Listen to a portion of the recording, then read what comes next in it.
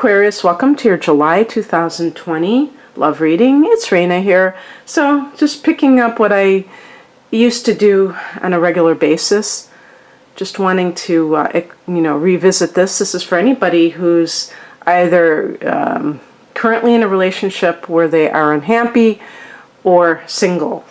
And my approach is more of the evolutionary variety, or the alchemy, where it's about what you can do in your own life, self-empowerment versus fortune telling and things like that. And no shade thrown at psychics, people that want to do predictive types of things solely, but that's just not where I'm at. So anyway, oh, the sun was out and now it has kind of gone away, but I'm not going to get up and turn on the lights, so hopefully it won't be too dark. The heart of the matter is the Ten of Swords. So regardless of where you're at right now, this can be a card that represents betrayal, but it could be the end of it with the number 10. This is a, there's the sun. This is the number 10 is the end of a cycle. So you are one of the swords, because these are air signs. So maybe this is a fellow air sign. The other air signs are Libra and Gemini. And it's like, okay, buddy, you did that to me one time too many. And so in a sense, it's a release and a relief, because you know that you can walk away from something and not feel like the bad guy because you gave somebody a chance and they kept cheating.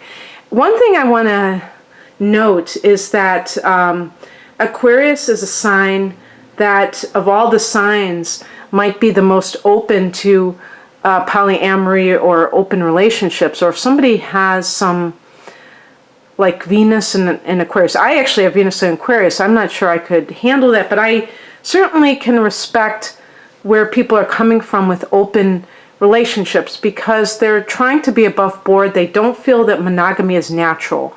And I'm not here to argue that point, but I actually think it's very ethical when people are open about this feeling within themselves. It's the people who go behind others' backs who are the problem, because they're deceiving that person, they're lying, they're pretending to be something that they're not.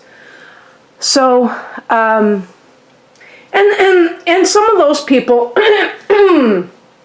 excuse me, some of those people are not bad people either. They just feel like they cannot be accepted for that type of desire that they have, so they try to keep it, they try to hide it. But you can't do that. You have to be open. You'll find somebody if you're that type of person. I think, though, this is happening to you, and betrayal can be other than infidelity. There's other types of betrayal. I mean, there's even financial betrayal. And people who are like con artists. No, I'm not talking about Gemini. No, not at all. And those types of people pretend that they are committed, and when I'm saying committed, that kind of emotional commitment to the person for financial exploitation, those kinds of things. So there are all kinds of betrayal, but whatever it is, you may, if you're in a relationship, this may be the last straw. If you're single, it may make you shy away from getting involved with somebody else because you don't want that to happen to you again. In the past position here, we have the Four of Wands. For people who are married, there may have been a marriage that at one time was storybook or great. And marriage, meaning even if you're not legally married, excuse me, this is why I started this reading over again, And you're the first reading that I'm doing, so my vocal cords are getting exercised. But anyway, so you may have had like a really good marriage at one point, and something led to betrayal. And it's like, that's sad, because it's like you had a taste of bliss. Perhaps for people of a certain age who are single, you're looking for a family. Maybe you've purchased your first property, or you're just in that stage around the age of 30 that you are kind of laying down roots. You know, it's first Saturn return, yada yada. And you're looking for a partner, but you are wounded from betrayal. And that, again, that may even come from parents. It can come way back with the Ten of Swords. I don't want to say it's a particular person who has done so. But anything is possible. And even in Aquarius, if you have your chart, look to see about aspects to Chiron, like Venus square Chiron, something like that, because that can, or Chiron in the 5th house, Chiron in the 7th house. These kinds of things I see with people that I do readings for, personal readings for, and they lead to a lot of pain surrounding the issue of romantic love. And it's coming from another type of love, maybe, you know, that the child, when this person was a child, they felt rejected, and they kind of have that vibration of being rejected throughout their life until they're conscious of it, and then everything can dissolve. The higher message is the Ace of Wands. This is about, you know, getting your life going in high gear. And I'm getting that Ten of Swords surrounded by 2 wands. So we're talking about fire energy. Aries, Sag, Leo. Is it a particular person that has shown an interest in you and you've been kind of holding back because of not wanting to get hurt? Is it that your life is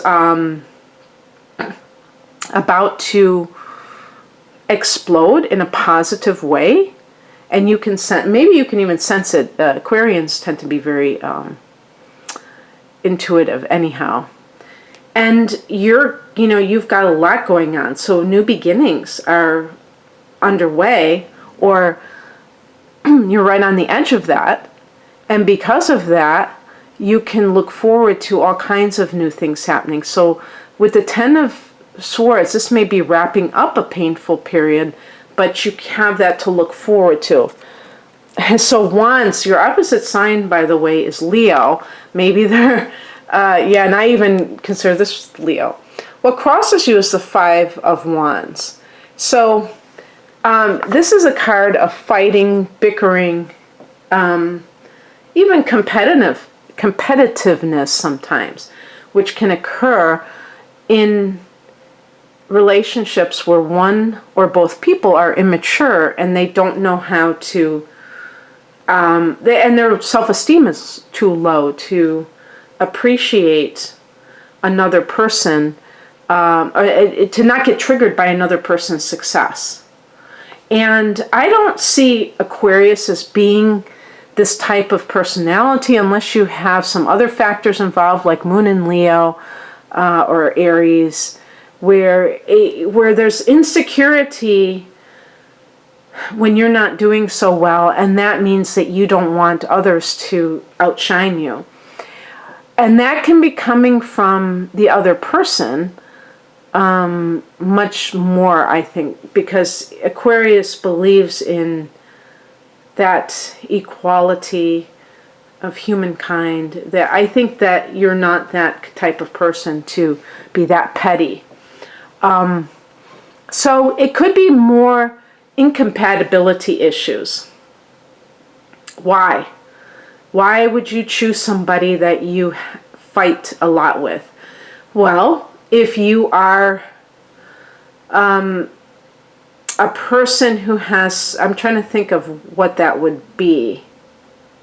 Maybe it would have to be Pisces, influences of inner planets. I'm trying to think, because definitely when there is sexual chemistry, there can be a lot of volatility in the relationship outside of the bedroom. And that, but I don't see Aquarius as the type of sign to be very, to have that tendency of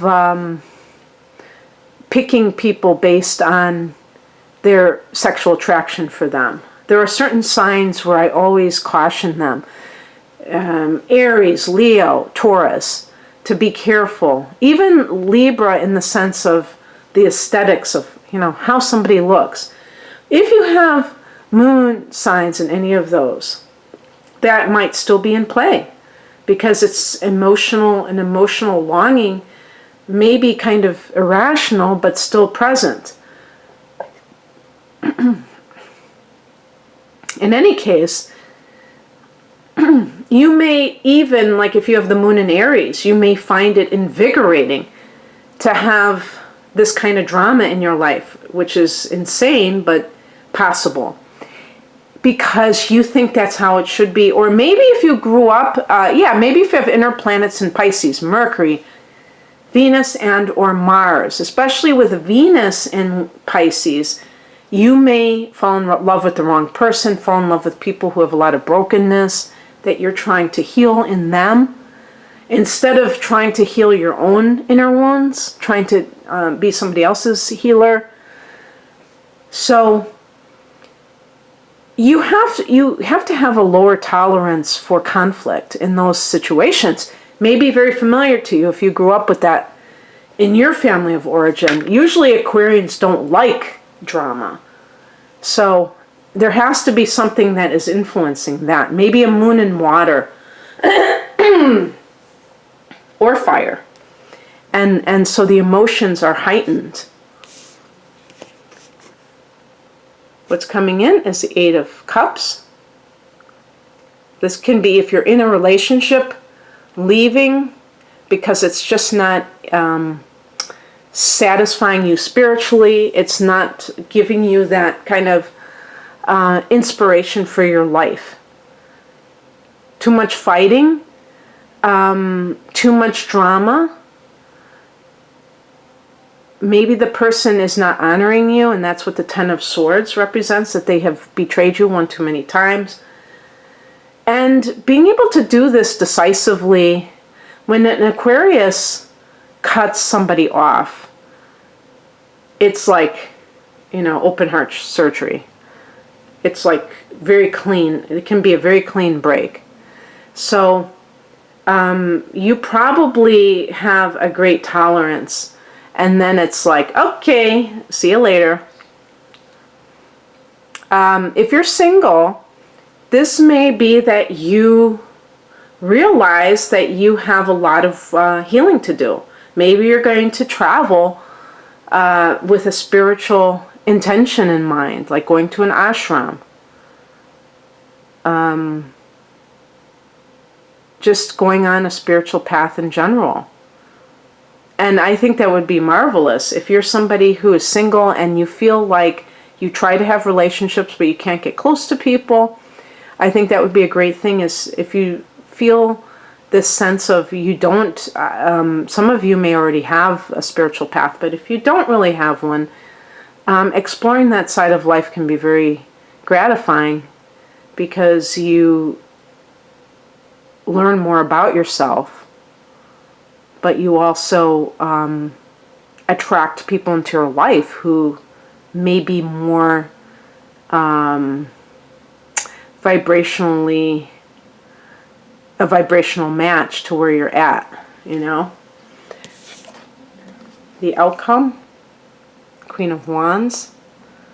I was thinking maybe this was the person. This is actually attached to Sagittarius. So again, with those cards that were flanking the Ten of Swords, maybe there is a Sag or a Leo that is around you that you could possibly be in a relationship with. As far as yourself, this is being more, feeling that more of that sense of confidence. But with the Queen, that's a water element. So it's that sense of the spiritual bolstering your confidence and making you more able to go after, you know, and also that sense of dignity. And that's why I associate this with Leo. The sunflower, sun represents Leo. And this is also on the Rider-Waite deck. So, and the sun, you know, our sun signs are really about what we came here to become. And so it's that sense of self, but in a higher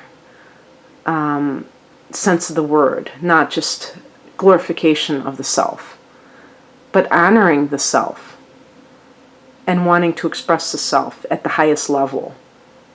And sometimes, you know, if you've heard the expression, you know, that somebody brings out the worst in you, really what they're doing is, those kinds of people, they find your weakness, because we all have them, and they exaggerate those weaknesses, and they underplay all of your talents, all of the good things about you. Those relationships are dangerous because they're very toxic. And depending on the type of background you come from, you know, people who come from a background of abuse sometimes believe that this person is right because this person is the only honest person in my life. Everybody else is kind of kissing my butt and telling me how great I am. And this person's, you know, telling me, I mean, I do have these flaws that they're talking about. And so that's where it gets tricky, because they're not saying good things about you. And you want somebody who is really honoring you, and they see the good in you, the potential in you, and they want to nurture that. They want to bring that out. They don't want to trample on that. Okay, that's what I have for you, Aquarius. I hope that you enjoyed this. If you'd like a private reading, the link is below. Thanks for watching. Take care. Bye.